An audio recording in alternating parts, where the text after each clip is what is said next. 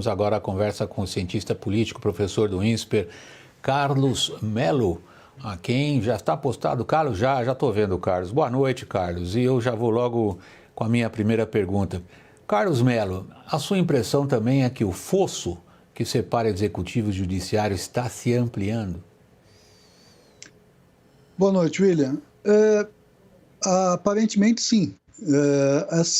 Essas confusões todas que a ciência política consagrou o termo diversionismo, né? Ou seja, manobras para criar confusão, ela, ao mesmo tempo que ela tem esse papel aí de desviar a atenção de um público mais amplo, ela também agrava a situação.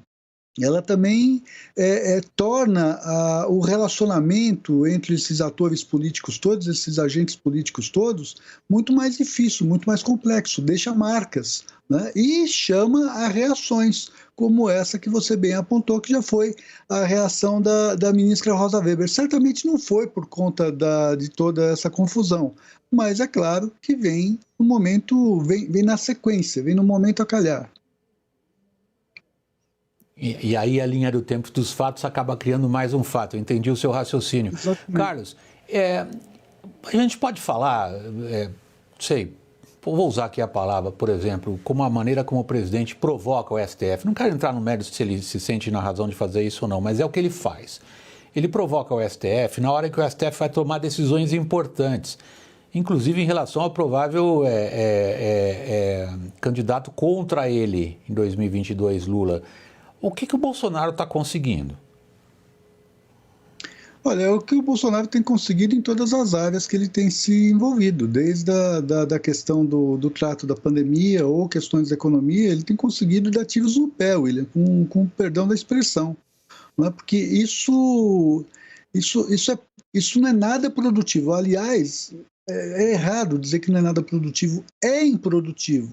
Nós não discutimos a pandemia, nós não tomamos medidas para a pandemia que precisam ser tomadas, não tomamos medidas em relação à economia que precisam urgentemente ser tomadas, não é? E criamos essas confusões todas. Qual o problema de dar à minoria o direito que ela tem, que é de chamar uma CPI, que é de ter uma CPI? Se o governo não tem problema nenhum, se o governo não tem nada a esconder, qual o problema? Por outro lado, se o governo tem evidências, se o governo tem elementos claros de que houve uma versação de verba por estados e municípios, verbas federais, o governo tem a obrigação de denunciar e não de criar essa fumaça toda.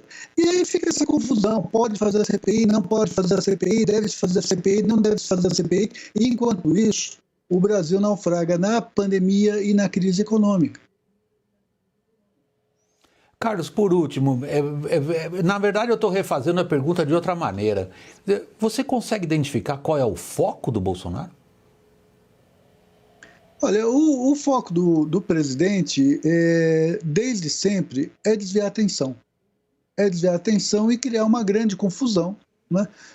Digamos que é um jogo acirrado, não é um jogo que o empate dá a vitória para um determinado time, mas está sendo atacado, então o que você faz? Você arruma uma grande briga no final do jogo, para que o jogo não termine, não é?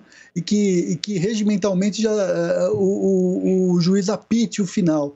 É muito ruim, porque não é assim que se joga bola, não é assim que se faz política, não é assim que se resolve os problemas no país. Mas essa tem sido a prática do presidente, e também há um outro problema, William. Você é um analista com muita experiência, você sabe que o Senado antes era topo de carreira, o sujeito ele tinha passado por todos os pontos da carreira política, todas as fases da carreira política, e chegava ao Senado, ele era o sênior, o mais velho. Você tem muitos senadores hoje que faltam experiência para estar no Senado e acabam contribuindo para esse tipo de confusão. Então, isso tudo resume, de algum modo, a nossa miséria de liderança política nesse momento.